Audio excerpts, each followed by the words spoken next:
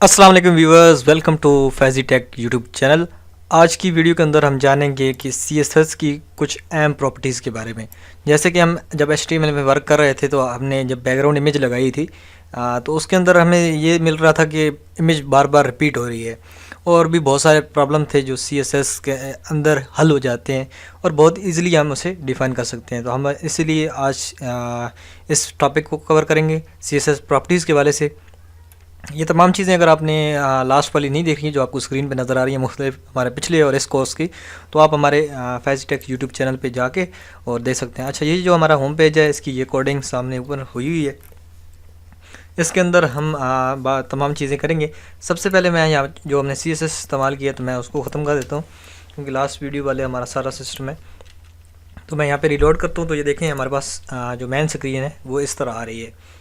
सबसे पहले देखना है कि हमने बैकग्राउंड लगाना क्या है। फॉर एग्जांपल हमने इस टाइटल पे लगाना है, इस पैराग्राफ पे लगाना है, या इस पैराग्राफ पे लगाना है, या फुल बैकग्राउंड लगाना है। तो उसके लिए हम क्या करेंगे, सबसे पहले हम इसी स्टाइल के अंदर जाएंगे जो हमने ऊपर हेड के अंदर हमने एक टैग ऐड किया हुआ है। तो इसके अंदर सबसे फॉर एग्जाम्पल हमने बॉडी में लगाना है, तो बॉडी लिख के और आपने ये दो जो बड़ी ब्रैकेट्स हैं ये ऐड करनी है। और उसके बाद आप यहाँ पर लगा सकते हैं बैकग्राउंड। ये देखिए बैकग्राउंड, आप कलर लगा दें जो कलर आप लगाना चाहते हैं। फॉर एग्जांपल मैं कलर लगाता हूँ ये ग्रे, और यहाँ पे मैं सेमी कॉलन डाल देता हूँ, सेव करता हूँ। तो ये देखें हमारा पूरा बैकग्राउंड जो है वो ग्रे हो गया है। अच्छा, अब हम चाहते हैं कि हम पूरे बैकग्राउंड हम नहीं चाहते, इसी तरह आप इमेज लगा सकते हैं, वो भी मैं आपको तरीका बताता हूँ। अच्छा, हम चाहते हैं कि सिर्फ हमें टाइटल में या हमें पैराग्राफ में नज़र आए। फॉर एग्जांपल हम चाहते हैं ये हमारे पास पैराग्राफ में हमें जैसे कि आपको पता है कि हमने पैराग्राफ के लिए क्लास डिफ़ाइन की है, तो हम पैराग्राफ पी लिख दें तो तमाम पैराग्राफ पे हो जाएगी। अगर आप क्लास भी साथ डिफ़ाइन कर देंगे तो तमाम क्लासों पे ये ऐड हो जाएगा। अच्छा, ये देखें अब हमने पी लिखा तो हमारे पैराग्राफ जो थे तो उनके ऊपर ये बैकग्राउंड जो है ये अप्लाई हो गया है। तो इसी तरह आप वहाँ पे इमेज भी लगा सकते हैं। अच्छा, इमेज लगाने के लिए आपने थोड़ा सा कोड में चेंज करना होगा। अच्छा, फॉर एग्जांपल हम बैकग्राउंड पैराग्राफ के बैकग्राउंड में इमेज लगाना चाहते हैं, तो हम बैकग्राउंड साथ इमेज लिख देंगे।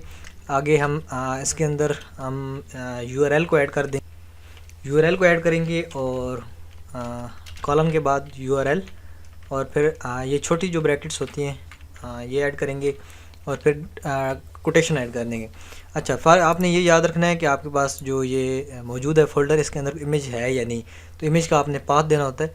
तो फॉर एग्जांपल मेरे पास यहाँ पे एक इमेज है H1 के नाम से, H1.png। तो मैं इसको यहाँ पे भी कॉपी पेस्ट कर देता हूँ। यहाँ पे हमारे पास एक इमेज मौजूद होगी, तो हम यहाँ पे लिख देते हैं H1.png।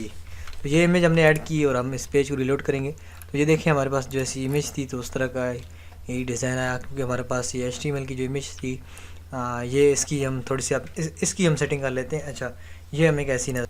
अच्छा, यहाँ पे आपने नोट किया होगा तो ये इमेज बार बार रिपीट हो रही है। तो हमने क्योंकि CSS के अंदर आप रिपीट को ख़त्म कर सकते हैं, तो हम इसकी ये चीज़ ख़त्म करते हैं। अच्छा, बैकग्राउंड डैश रिपीट, और इसको हम कर देते हैं नो रिपीट। तो अब हमारे पास एक इमेज ज़ाहिर होगी। तो अभी एक इमेज ज़ाहिर है तो मैं इसका साइज़ भी कर देता हूँ, बैकग्राउंड डैश साइज़। और इसके बाद अगर आप पहले % आप 100% देंगे तो ये इसकी वेट होगी, फिर 100% देंगे तो ये इसकी हाइट होगी। तो ये आपने ये चीज़ याद रखनी है। अच्छा, यहाँ पे मेरे पास इमेज जो है ये सूटेबल नहीं है, मैं इमेज यहाँ पे तब्दील कर देता हूँ। फॉर एग्जांपल मैं यहाँ से अच्छी सी कोई इमेज लगा देता हूँ।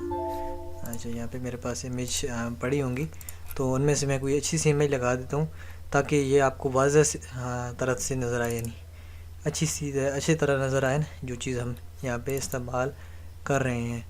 तो फॉर एग्ज़ाम्पल मैं जी ये इमेज ले जाता हूँ वहीं पे, और इसको मैं नाम दे देता हूँ H1 का। अच्छा, 11 है तो 11 ही रहने देते हैं, 11.jpg कर देंगे हम। यहाँ पे हम इसको चेंज कर देते हैं आगे JPG, ताकि ये आपको जो चीज़ हम अप्लाई कर रहे हैं ये आपको समझ आ जाए। अच्छा, यहाँ अच्छा हमारा टेक्स्ट क्योंकि छोटा है तो ये हमें थोड़ी सी इमेज का प्रॉब्लम कर रही है, तो हम यहाँ पे टेक्स्ट एक दफ़ा बड़ा कर लेते हैं या उसमें से बैकग्राउंड में ऐड कर लेते हैं। तो टेक्स्ट हमारा ज़्यादा हो गया। अच्छा, ये देखें यहाँ पे हमारे पास टेक्स्ट ज़्यादा हो गया। अच्छा, इसको हम यहाँ पे जो ये हमारे पास अभी ये देखें ये रिपीट आ रही है, तो रिपीट को ख़त्म करने के लिए हम वही तरीका का इस्तेमाल करेंगे। अच्छा, प्रॉब्लम जो यहाँ पे आ रही थी वो मैं आपको बता दूँ कहाँ पे प्रॉब्लम आ रही थी। यहाँ पे हमने देखें ये सेमी कॉलन नहीं डाला था, तो जब आप सेमी कॉलन नहीं डालेंगे तो फिर इसी तरह ही होगा। अच्छा, अब हमें मसला कोई ना होगा। बैकग्राउंड डैश जो हम यहाँ पे लिखते हैं रिपीट, और हम यहाँ पे लिख देते हैं नो रिपीट, नो और फिर डैश, फिर ही लिख देते हैं रिपीट। ये देखें ये आपने सेमी कॉलन ज़रूर डालना है, तो ये वजह हमें प्रॉब्लम कर रही थी। ये देखें हमारे पास ये रिपीट हो रही है, तो आप ये करेंगे तो हमें ये रिपीट होके नहीं नज़र आएगी। तो ये देखें सेमी कॉलन ने कितना ही प्रॉब्लम की है। अच्छा, ये देखें हम यहाँ पे लिखते हैं बैकग्राउंड डैश साइज़, तो इसका साइज़ कम है, तो फर्स्ट आप 100% लिखेंगे, तो ये जितना आप करना चाहें, तो ये विड्थ होगी और सेकंड पे आपके पास हाइट होगी।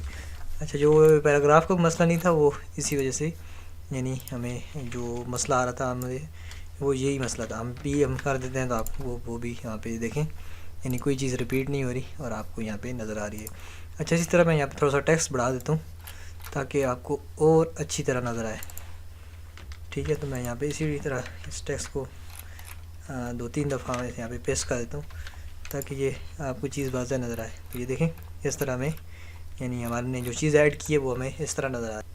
अच्छा, यहाँ पे हमने एक और चीज़ ऐड करते हैं यहाँ पे, यानी जो इसको सबसे पहले हम बॉडी करते हैं बॉडी, और ये हमारे पास हो चुकी है, हमारे पास यही एक चीज़ आ चुकी है, यानी ठीक है। तो यहाँ पे इसके बाद हम यहाँ पे एक और एक इसका है बैकग्राउंड डैश अटैचमेंट, ये देखें। तो यहाँ पे हम इसे, तो इसको हम फिक्स कर देते हैं, यानी ये चीज़ हमारे पास फिक्स रहे जो अटैचमेंट हमने ऐड की हुई है।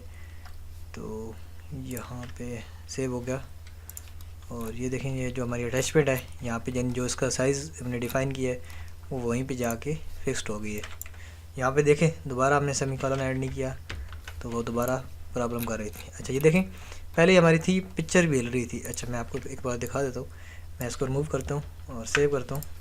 तो ये देखिए हमारी पिक्चर भी ऊपर नीचे हो रही थी, लेकिन अब जो हमने पिक्चर अपनी ऐड की हुई है अटैचमेंट वाली, तो ये देखें यहाँ पे ये फिक्स्ड है और हमारा जो टेक्स्ट है ये मूव कर रहा है। तो ये भी एक इसकी प्रॉपर्टी है, ये भी आपने याद। इसके अलावा आप पिक्चर की पोजीशन वगैरह सेट कर सकते हैं। फॉर एग्जांपल मैं इसकी यानी हाइट वाली प्रॉपर्टी को ख़त्म करता हूँ, तो हमें यहाँ पे ये देखें कहाँ मिलेगा कि हमारी इसकी ये पिक्चर यहाँ पे आ चुकी है। तो ये पे ऐसी पिक्चर बड़ी है, तो इसकी मैं पोजीशन अगर बैकग्राउंड डैश पोजीशन, तो टॉप राइट या टॉप लेफ़्ट या सेंटर जो आप करना चाहें वो पिक्चर की आप पोजीशन भी कर सकते हैं। क्योंकि पिक्चर का साइज़ कम है, ज़्यादा है सॉरी, तो मैं इसकी साइज़ कम करता हूँ और आपको ये देखें ये टॉप राइट चली गई है। तो इसी तरह मैं इसकी यानी 50 करता हूँ ताकि आपको स्क्रीन पर नज़र आए। तो आप किसी पिक्चर का यानी इधर उधर जैसे आपको बैनर्स नज़र आ रहे होते हैं, तो ये इस तरह वो काम भी यहाँ पे हो जाएगा। तो ये भी यानी एक चीज़ है। इसके अलावा फुल जैसे वो कलर है, कलर ऐड कर। अच्छा, इन तमाम चीज़ों को आप एक ही लाइन में लिख सकते हैं। जैसे हमने ऊपर लिखा ना URL, तो ये जो सेमी कॉलन है इसके अंदर आप ये लिखते जाएँ बैकग्राउंड डैश इमेज, तो इसी के अंदर आप तमाम प्रॉपर्टी को ऐड कर सकते हैं। नो रिपीट यानी ऐड कर सकते हैं। फिर आप यानी ये हमने ये 50% इसको हमने ऐड कर दिया। इसी तरह हम यहाँ पे इसकी जो अटैचमेंट है इसको हम फिक्स कर देंगे, तो यानी वक्फे के साथ आप ये ऐड कर सकते हैं। फिर टॉप राइट, तो ये तमाम प्रॉपर्टीज़ आप एक ही लाइन में ऐड कर सकते हैं, यानी बार बार आपको लिखने की ज़रूरत नहीं होगी। तो हम सेव करते हैं और ये रिलोड करते हैं, तो ये देखें हमारे यहाँ।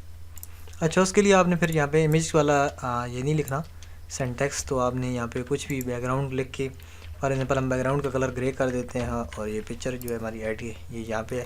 तो ये देखें यहाँ पे फिर आपने सिर्फ बैकग्राउंड लिखना है, बाकी आपने प्रॉपर्टीज़ नहीं देनी, यानी इमेज या कुछ भी। वो जब इमेज लिखेंगे तो इमेज के साथ महसूस होगा, लेकिन आप सिर्फ बैकग्राउंड लिखेंगे और ये चीज़ आपने ऐड की तो यहाँ पे ये ऐड होगी, नो रिपीट।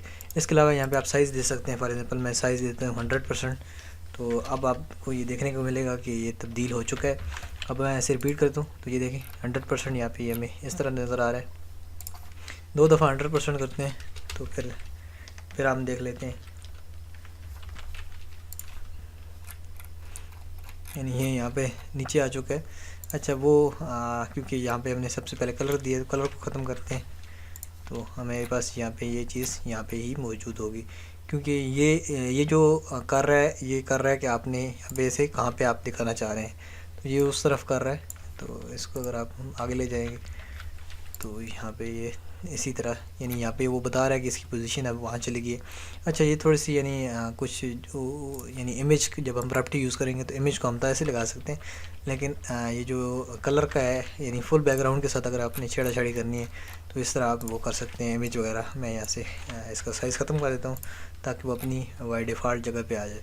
तो बाज़ का ऊपर ऐसे होता है कि आपका वो लगा होता है कवर वगैरह और ये तमाम चीज़ें यहाँ पे मौजूद होती हैं। तो इस तरह यानी आप ये काम कर सकते हैं। ये कुछ प्रॉपर्टीज़ हैं। इसी तरह और प्रॉपर्टीज़ भी हैं कलर स्कीमिंग के लिए। कलर अगर आपने कलर देखने हैं तो यहाँ पे आप कलर प्लेट लिख सकते हैं। इसके अलावा एक और 2 क्रोम की एक्सटेंशन हैं, तो कलर क्रोम की एक्सटेंशन है, ये कलर प्लेट फॉर CSS आप कर सकते हैं।